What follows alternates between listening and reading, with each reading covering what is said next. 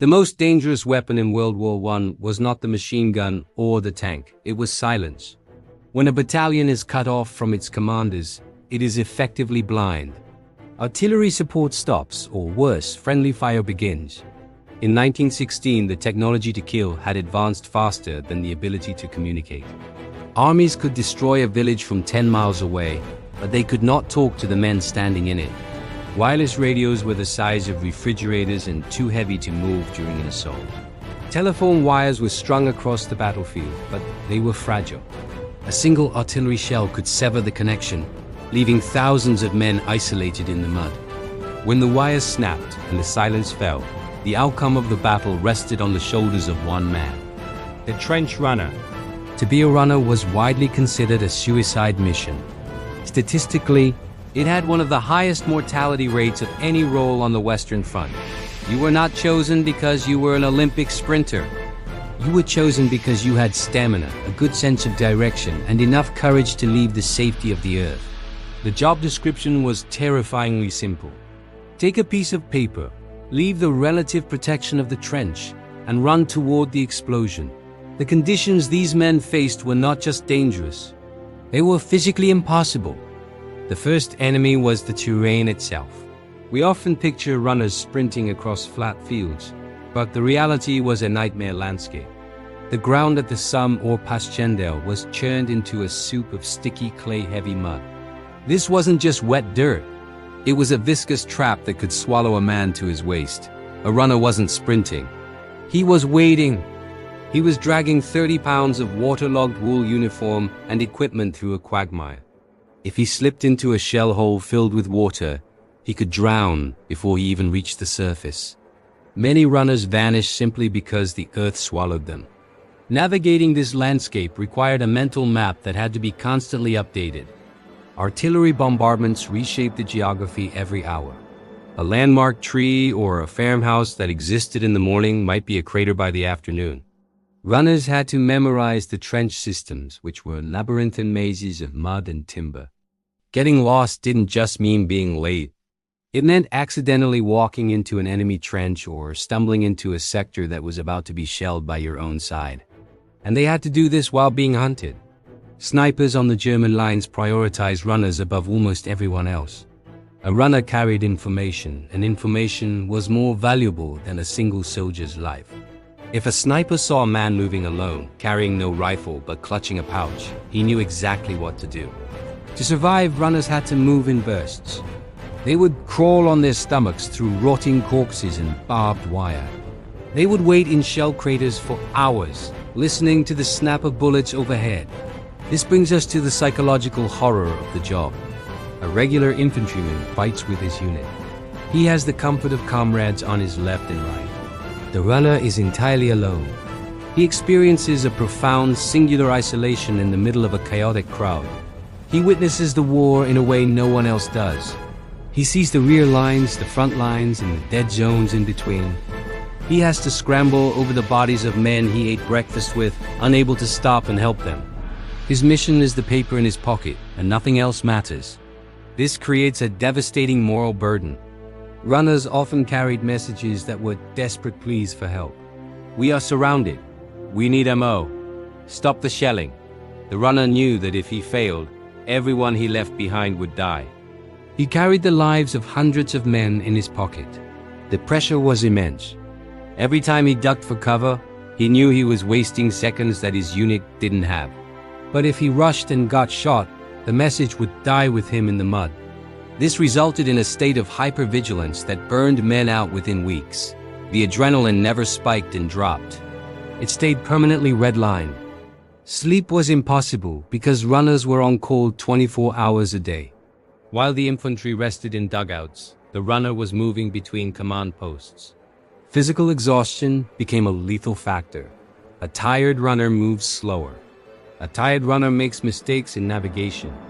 A tired runner forgets to check the wind direction for gas. Gas was the silent killer that haunted their routes. Trenches and craters are low points in the ground, and heavy gases like mustard and chlorine settle in low points. A runner shortcutting through a crater might jump into a pool of invisible gas that had settled there hours ago. He had to run wearing a primitive respirator that restricted his breathing and fogged his vision. Running with a gas mask on feels like trying to breathe through a straw while sprinting. The lungs burn, the heart hammers, and the panic sets in, yet they could not stop. The harsh reality of the trench runner is that he was the lifeline of the war machine. In an era of industrial slaughter, the entire system relied on the lungs and legs of a single, exhausted human being. To the generals planning the battles, the runners were not just soldiers, they were consumable resources. The High Command was fully aware of the mortality rates attached to the job. They knew that sending a man into no man's land during a bombardment was effectively a death sentence. This knowledge led to a protocol that highlights the grim mathematics of the war: redundancy. Because the chances of a runner surviving were so low, important messages were rarely entrusted to just one man. Officers would write the same message on 2 or 3 separate slips of paper. They would select 2 or 3 different runners. These men would be dispatched at intervals, often taking different routes to the same destination. The logic was brutal. If the first runner was blown apart by a shell, the second might make it through the smoke. If the second was cut down by a machine gun, the third might survive long enough to deliver the note. For the runner, this meant knowing that he was part of a calculus of sacrifice. He knew that his life was essentially a gamble, a coin toss used to purchase a chance of communication. He was not expected to survive. He was simply expected to get further than the man before him. But the threat did not only come from the German lines. A runner faced a terrifying paradox every time he returned to his own sector. He was a moving target in a war where movement was synonymous with death. When a runner approached a friendly trench, particularly at night, he was approaching men who were terrified, sleep-deprived, and trigger-happy. Sentries were trained to shoot at shadows. A runner scrambling over the parapet, breathless and covered in mud, looked exactly like an enemy raider. To survive his own side, he had to know the password. But passwords changed every 24 hours to prevent German spies from learning them. A runner who had been out in the field for 2 days might return to a sector where the password had cycled. If he hesitated, or if he shouted the wrong word, he would be shot by his own comrades.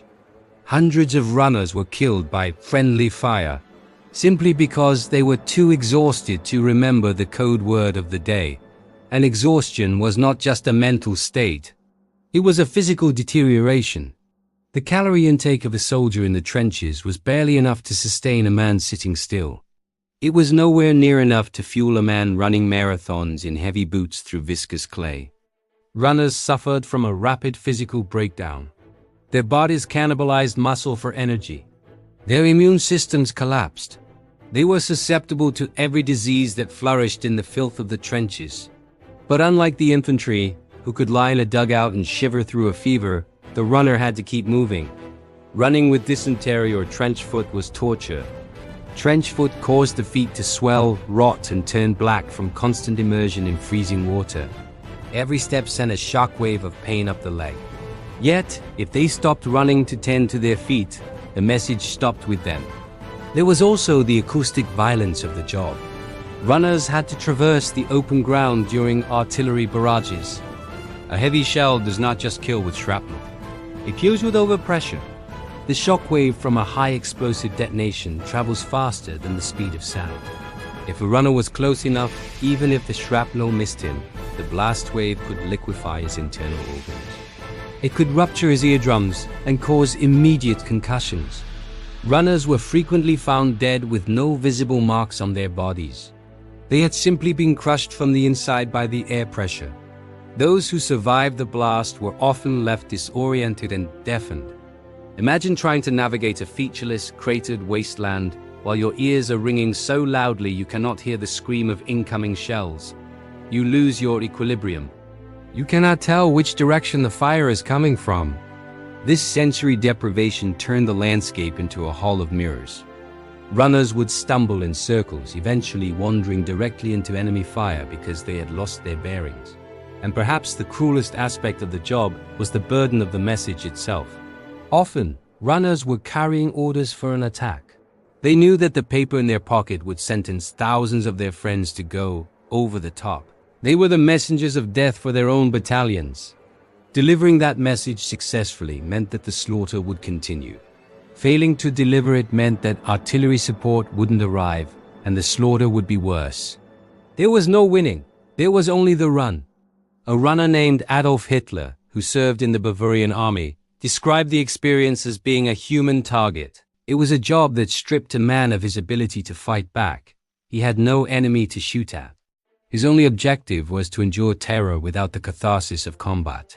He had to absorb the horror of the war without the ability to influence it, other than by surviving long enough to hand over a scrap of paper. If you don't want to miss the next video, hit that like button and subscribe.